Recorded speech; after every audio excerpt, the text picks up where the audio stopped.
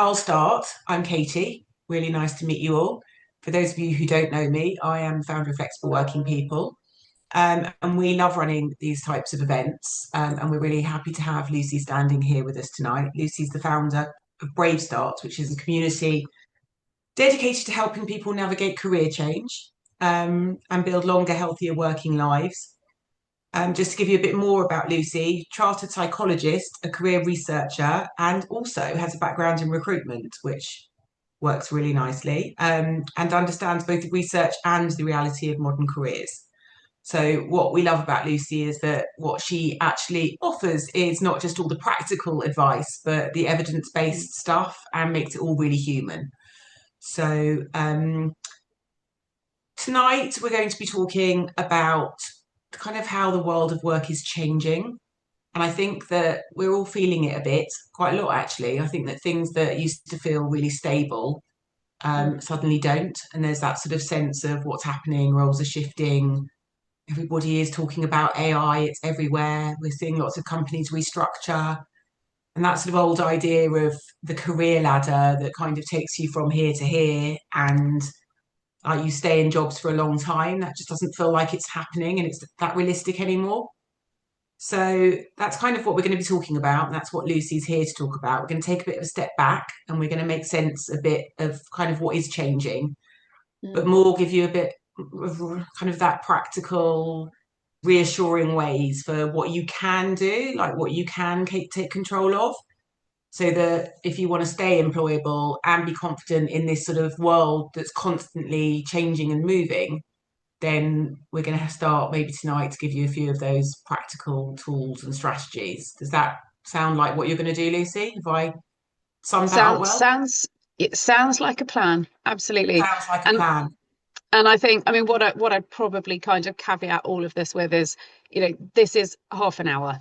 So typically if people join Brave Starts, we take people through a process and it's much more like 10 hours of workshops, and then there's practical, like an hour of LinkedIn or an hour of how to use AI to be a career coach or an hour of interviewing skills. There's a lot of other stuff. I just want to manage expectations about what's realistic in half an hour. But I promise you it'll be interesting. Agreed. We are not magicians, but we will do what we can in half Yes. an hour. So I am going to sort of disappear because normally I stay on, but Lucy is going to run this.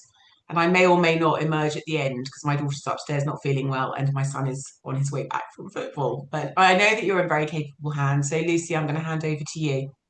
Fantastic. Thank you very much, Katie. And I mean, I recognize Dula and I definitely know Hitesh, but there's a lot of other people here I don't know. So Luke, Violetta, anyone else that wants to have their camera on. I know that I can see other people down the side. The way I tend to run these sessions is, you're giving me your time at 8 o'clock in the evening on a Wednesday night, right? So I like sessions to be slightly more interactive and slightly more engaging. So my plan isn't really to talk at you for half an hour.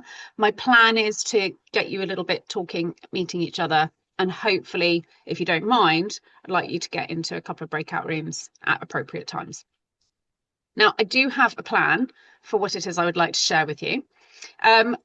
I'm not going to bother going into any real detail about Brave Starts. You can go to our website, you can read it at any time.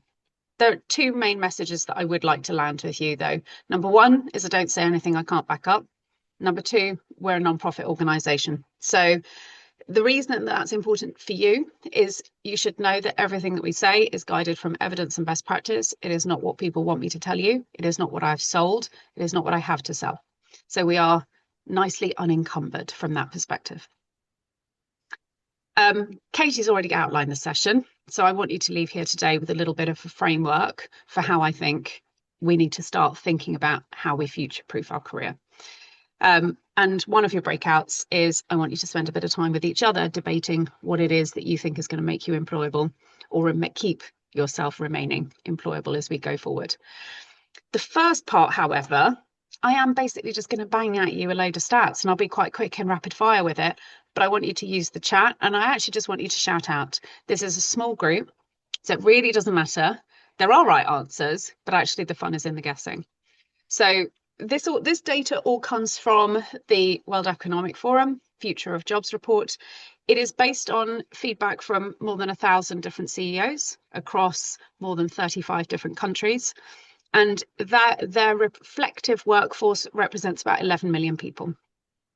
Now, in that report, first question is, if the world's workforce was made up of 100 people, how many would need retraining by 2030?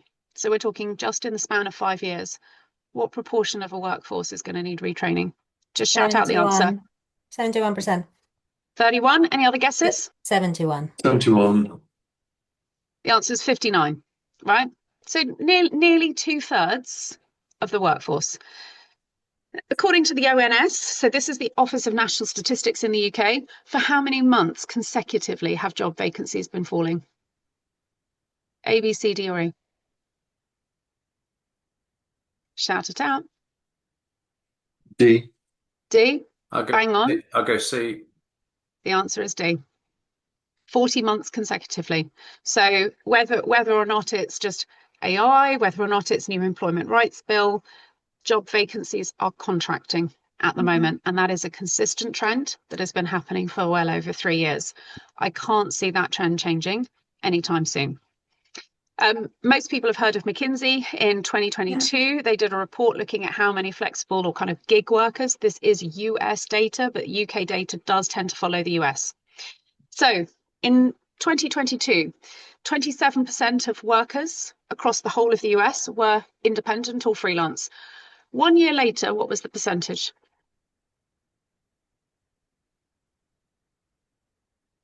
38. Bang on, well done. Love it, Dula. Thank you very much. By 2030, that's projected to be more than 40%. So if we look in the UK now, what proportion of people aged 18 to 23 have a side hustle? And note the shorter percentages. I mean, it kicks off from quite a high percentage, right? B. 74%. Yeah, go for B. It's actually not that high, 68%. Okay. But that's 18 to 23-year-olds. So people coming into the workforce now, a large number of them are already thinking side hustle, gig on the side. The mindset is a little bit less full-time job and a little bit more play and open, keep my options open.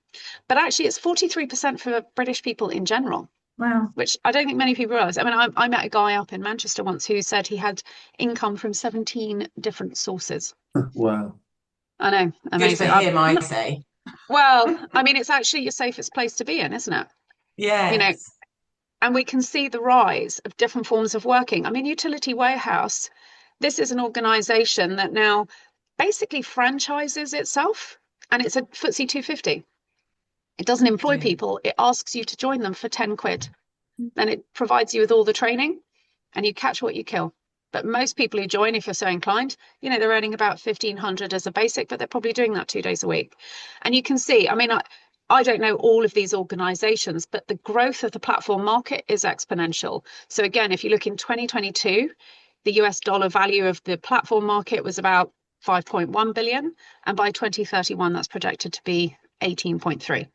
Because having a much more flexible, agile workforce is much better news for organizations, particularly when tech changes all the time and organizations are not perceiving that they want to invest in that growth. They're thinking, I will churn, i.e. I will get rid of people I don't want anymore and I will hire new. Okay, so that's kind of the direction of travel. So we can see that there is less demand for full-time roles, whether it's AI, rising national insurance, rising minimum wage. Companies are more resistant to hiring people full-time. That whole job for life, people are going to train you forever, on the decline. On the rise, however, much bigger demand on platforms, gig platforms, the rise of interim. Fractional is a term you may have heard, but this sort of flexible, intensive gig type of working is on the up. And then I think likewise, and exactly as you say, Katie, very sensible, if you can generate income from complementary and multiple sources, then that tends to be the direction of travel. I mean, we run an organization where we've got now just over 1,000 members. And the vast majority of people join us saying, I actually want more of a portfolio platform or portfolio career. I want less of the full-time 5 days a week. It's actually quite an insecure place to be. And I want slightly more of the 3-4 days a week and then something a little bit additional on the side. So that's where we see the direction of travel. I'm going to do a quick check-in and just ask, how does that resonate with other people? Do you want to challenge? Have you seen or observed anything slightly different from that?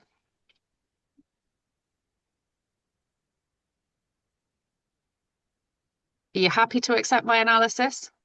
I mean, to I be honest, was it's kind just of easier. surprised a bit about the full-time roles one, because even though there seems to be less roles, I think a lot of stuff that I look at in kind of my main career seems to be still heavy focus on full-time roles, which I actually find surprising.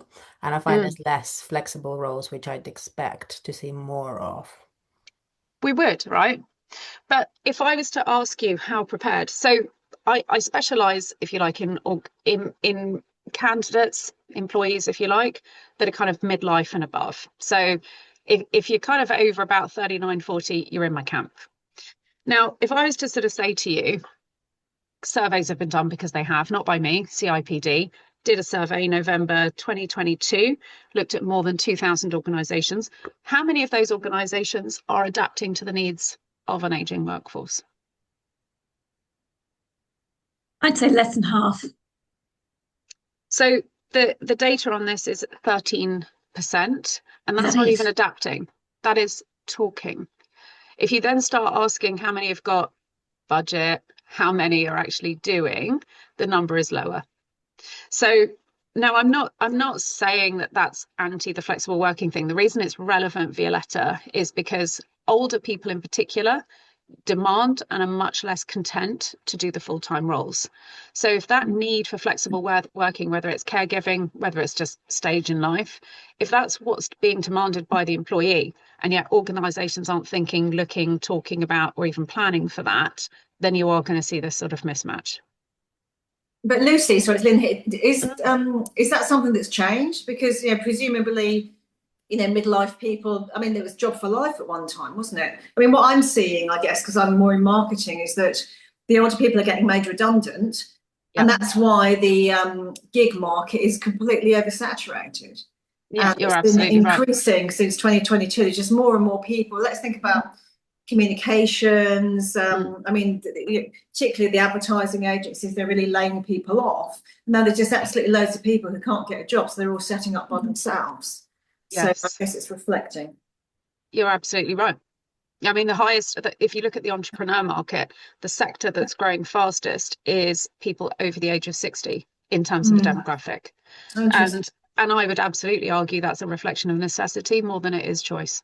And Lucy, you said about 13% of adopted, which is obviously a low number considering where we are.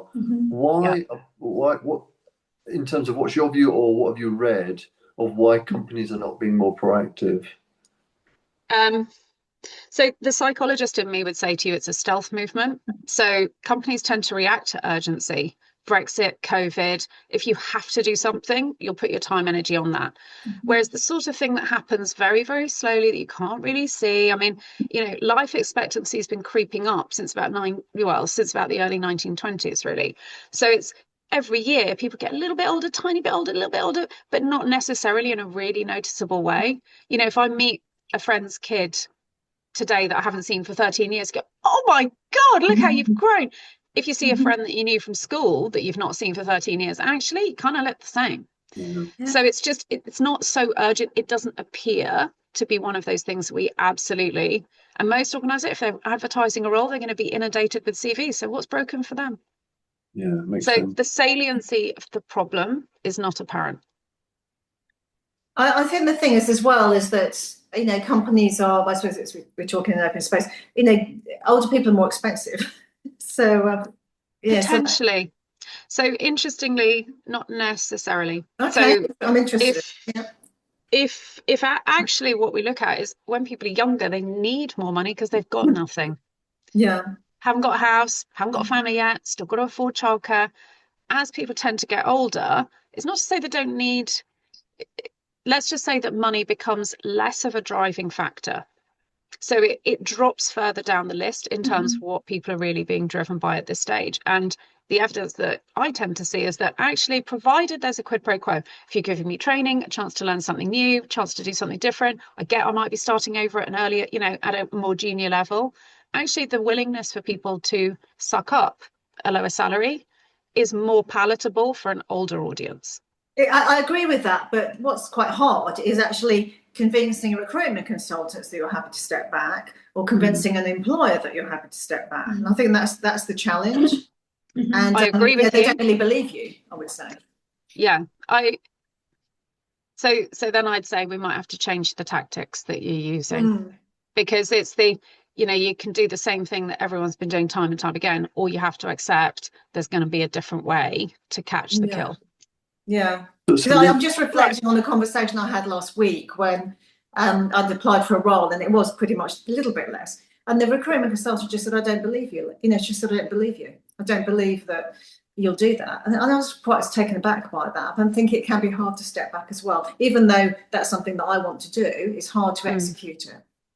So, and I would say use a different. You're probably not dealing with Katie Friedman.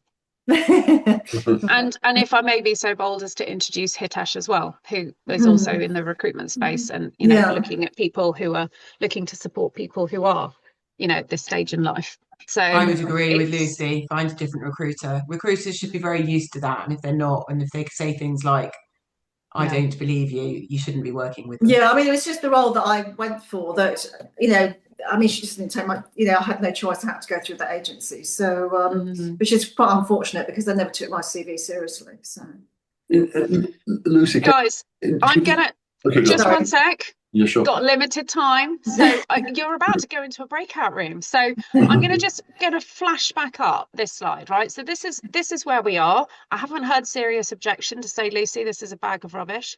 So we're going to accept the premise that full-time role, so there's some changes happening in the market. The question for you for this breakout, and I'm only going to give you 3 or 4 minutes because we haven't got much time. I want you to sort of answer this. If that's the trajectory of travel, then what kind of skills are going to help me navigate that landscape? Okay, so breakout groups are, I'm actually not sure.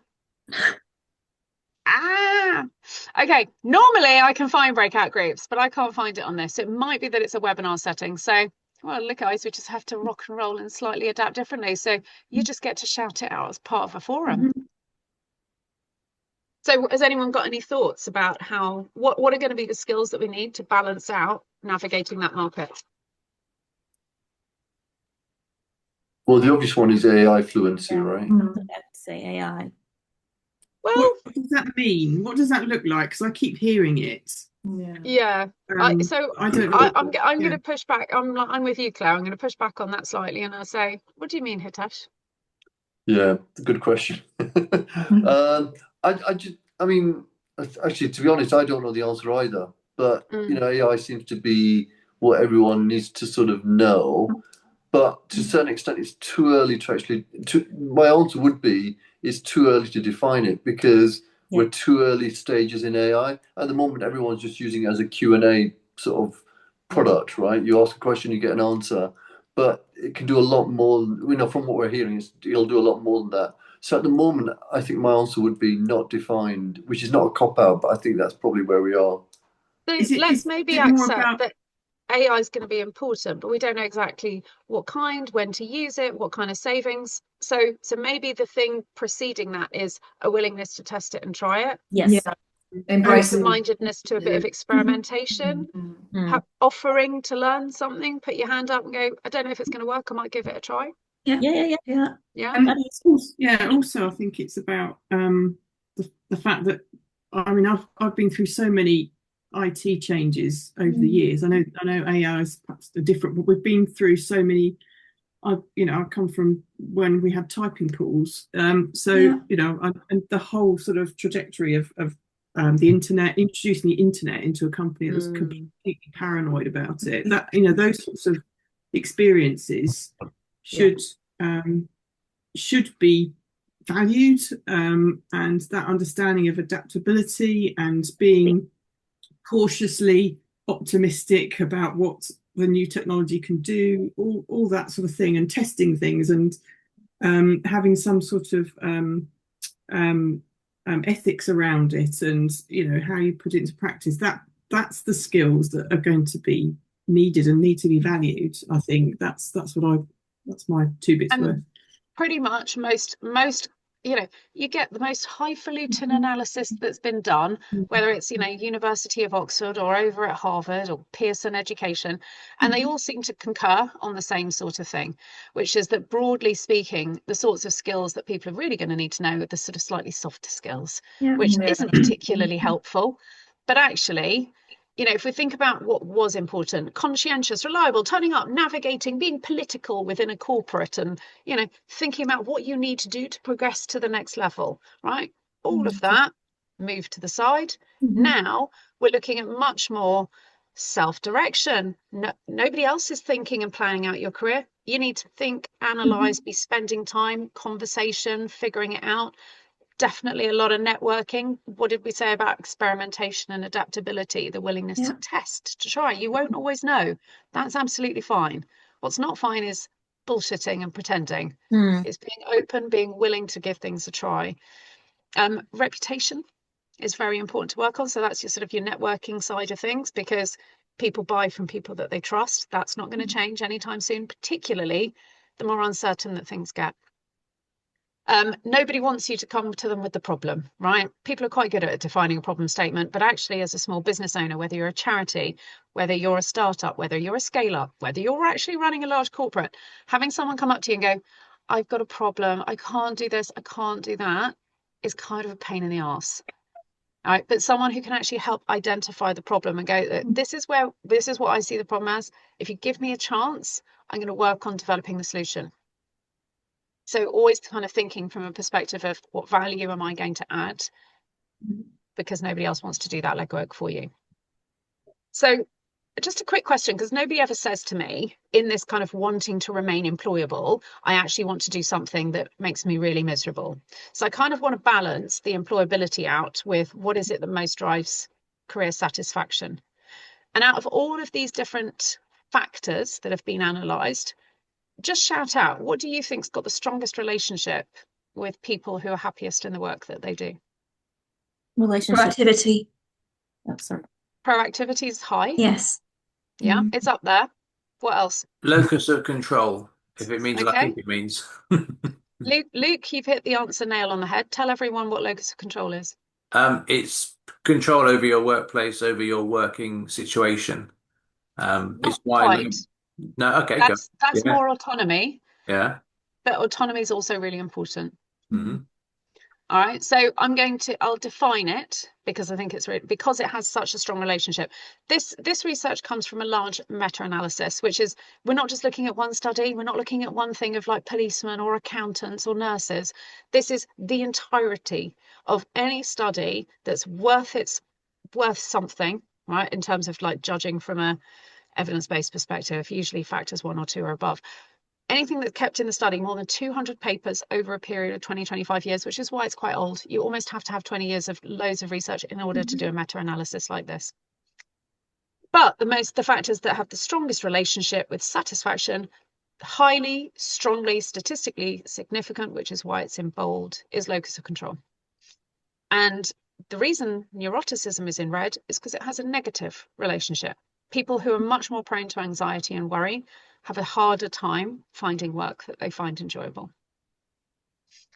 And the reason, so if I was to say, so Luke, you're near the area when it comes to autonomy, but if I was to say, if we take kind of recruitment as your classic example, all right, you may have a recruitment consultant who doesn't hit their target one particular year.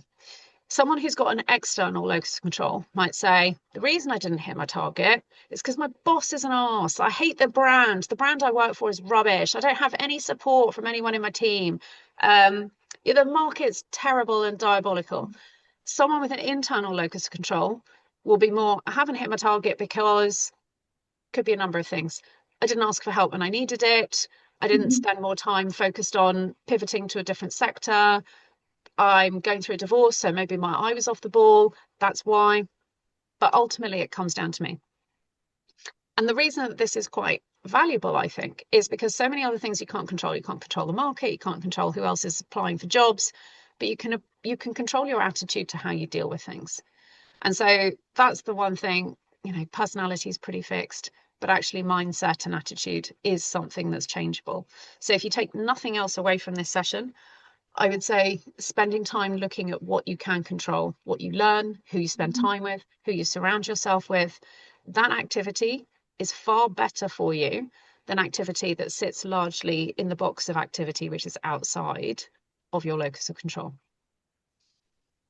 So what the research tends to drive at, and what we understand, because there's a number, I mean, this is a really, really popular area and people do spend time researching it.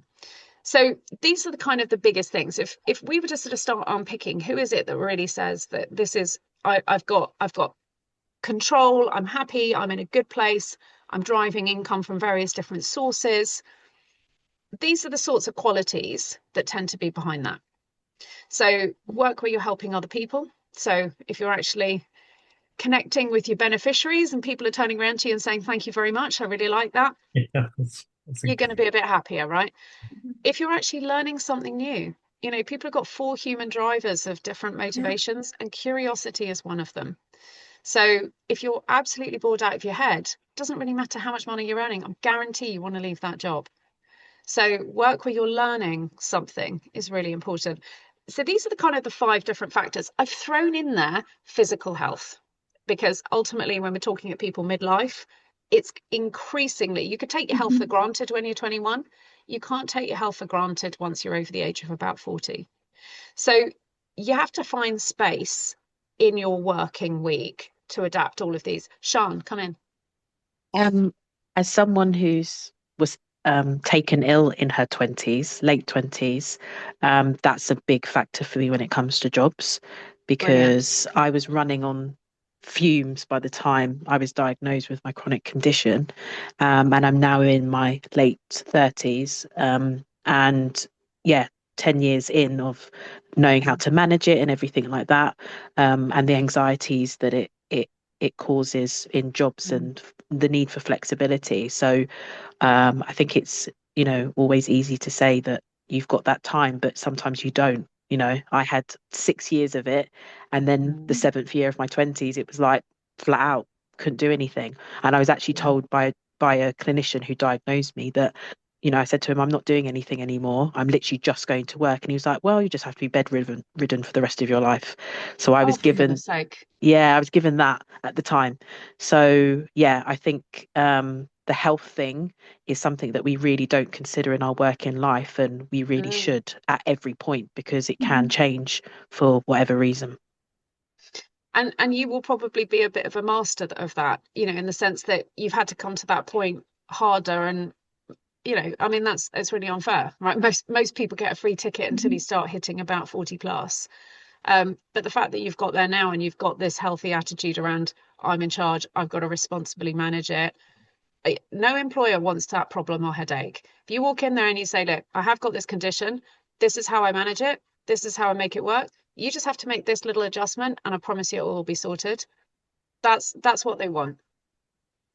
So well done. In fact, I'd like to see you in an interview. Could probably give some lessons to other people. Because by the way, I mean, if you've got that under your belt, you go, look, I'm dealing with all of this. What do you think you can throw at me that I can't deal with?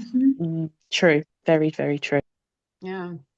So kind of, if we come back to this framework, just yell out, where do you think, I mean, for someone like you, Sian, having to manage something, you're probably going to have more emphasis. But if we divided this into a sort of like a pie for a working week, what proportions of time would you see dedicated to these sorts of activities?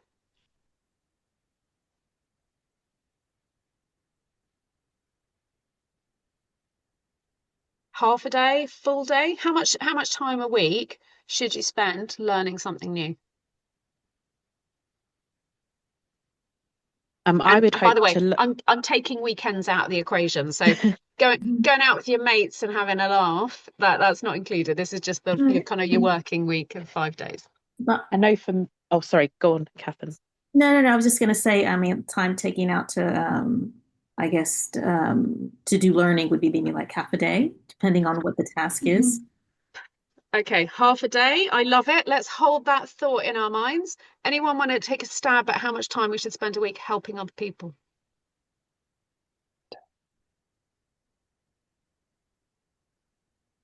A day?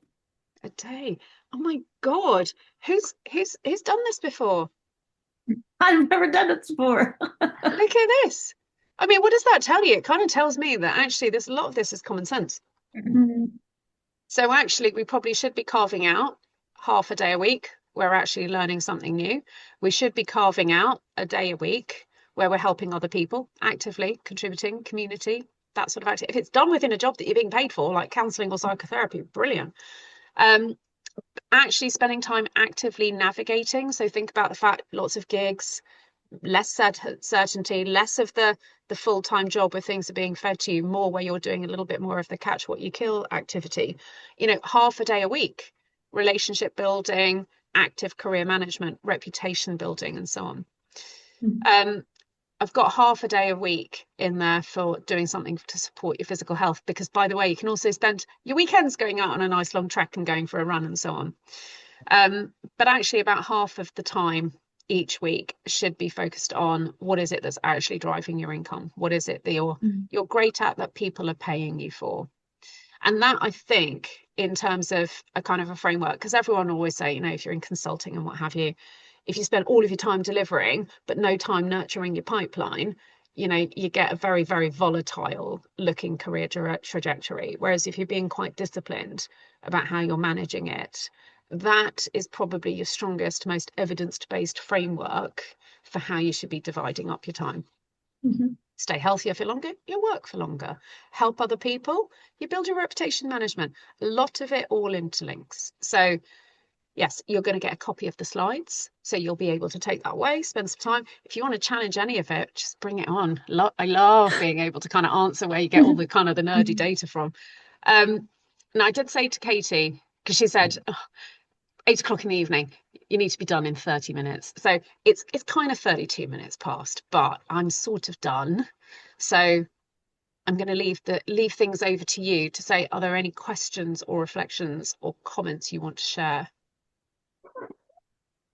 Looks really handy. Look at that, stunned silence. Brilliant. Well, then the last thing I'll say before I let you go for your evening, because I think Katie reminded me, I'm the space between your sofa and possibly your dinner. So just get on with it, Lucy. We have partnered with Katie. So I love what Katie's doing. Flexible working is very high on the list of things that people are looking for as they get a bit older. Katie, do you want to top the tail this? You're still here. I'm back. Sorry. I have been listening, actually. It's all been good. Okay. Yes, so the tail is, thank you so much. I mean, I learned a lot and I'm involved. I mean, I'm close to all of this, but I think everyone will probably agree there was some really fascinating data there. And I think there's some real food for thought there in terms of how we should be spending our time. Yes, as Lucy said, Brace Darts are now partners of Flexible Working People, and we're really excited about this new partnership because it plugs the gap that we're not genuinely filling right now, which is helping people through coaching and guidance and evidence-based research. And as part of that, Lucy, do you want to talk about a membership? Because it's accessible. So do you want to talk about that? So basically we do about 20 workshops a month. And you've had a very, very quick rocket fueled flavour. We do about 20 workshops a month and we charge £89 for the year, which is quite frankly a bit bonkers. But I did tell you that we're a non-profit. So we, if people stay and they're a member beyond a year, then there's an ongoing £30 a year membership. And it's probably worth it because, a couple of times a month, we've got different people that will come in and talk about completely different things. I mean, we've got a guy talking about how to build fractional roles next week and so on and so forth. So there's all sorts of useful things that I think are worth staying on board for. But the best thing about it is honestly the community. It's the people that you'll meet, knowing other people who are kind of exploring, chatting and going through all of this. Because we really like flexible working people and because you're our tribe, then we say, well, we want these people in our membership. So we'll give you 20% off if you're a flexible working candidate. So Katie will send out a flyer or a code, I believe, tomorrow. And so if you're interested in joining us, it'd be lovely to have you. Yeah, and what I love is that this isn't unaffordable, it's totally accessible and there's huge value there. So I'm really happy to be doing this and to be sharing this with you authentically. And we only partner with people who are credible, authentic and can really offer value. that totally aligns with what we do at Flexible Working People. So this isn't a sell, it's 89 quid with 20% off, but there's tons of value. So do head over to Brave Starts and have a look, see if you want to join their tribe. Their tribe is our tribe. We're so aligned on what we're doing. And I'm just excited to have Lucy in our world. So thank you for listening and for getting involved. Yes. Yeah, just a quick question on the community. So outside of the workshops, like, are there other ways to meet people who are members to understand like what their journey is like and actually learn from them as well, from the other members? Yep. So you can get in touch with members directly through the member directory. And then we also, I mean, genuinely, you'll probably meet people through the workshops. For example, workshop 2, you leave, but then you meet again and you meet again. But as a smaller group, some people do that face to face. But we are, you know, some people are based in New Zealand, some in Australia, you name it. So it's a bit all over. But increasingly now, so certainly January, we had one face-to-face event. February, we've got face-to-face in Manchester. March, we've got a large face-to-face in London. April, we'll have another large face-to-face event in London. So we're trending at the moment at doing one face-to-face event every month. Great, thank you. It's all right. Amazing. And actually, we're starting to get more companies say to us, hey, look, come and host a workshop in our offices. We'd love to have you. As long as we can send some of our employees. I'm like, okay. I mean, office hire is like 400 quid a day. So that was why we didn't normally do it. But if places are more willing to give us some space, then I'm happy to take it up. Brilliant. Okay. Well, thanks everybody so much for joining. Lucy, thanks for all of your insights. It's been really, really helpful. And obviously we'll send out more information tomorrow so that if you do decide that you want to sign up, you absolutely can. And if not, I'm sure Lucy's inbox is open. You can connect with her on LinkedIn and she'll be very accessible to answer any questions. So have a good night, everybody. Thank you, Lucy. Thank you. Take care, everyone. Cheers. See you soon. Bye-bye. Bye. Bye.